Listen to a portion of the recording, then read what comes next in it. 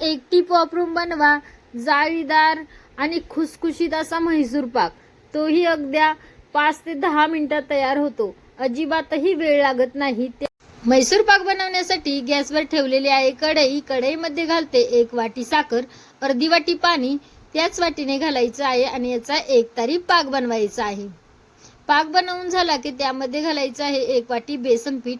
पण बेसन पीठ घालताना बेसन पीठ चाळलेलं पाहिजे आणि बेसन पीठ थोडं थोडं करून घालायचं आहे। सर्व बेसन पीठ पाकामध्ये चांगलं मिक्स करून घ्यायचं आहे। पीठ चांगलं मिक्स झालं पाकामध्ये तर घालायचं आहे 1 वाटी तूप। तूप हे कडकडीत गरम झालेलं पाहिजे आणि थोडं थोडं करून घालायचं आहे व्हिडिओत दाखवल्याप्रमाणे। थोडं तूप घालायचं, परत पिठामध्ये मिक्स करायचं, परत थोडं तूप घालायचं, मिक्स करायचं आणि त्यानंतर लास्टला थोडंसं तूप राहिलं की त्यामध्ये घालायचं आहे चिमूटभर सोडा आणि मग सर्व परत एकदा मिक्स करून घ्यायचं आहे। तर तुम्ही पाहू शकता सोड्यामुळे किती छान जाळी आलेली आहे म्हैसूर पाकाला।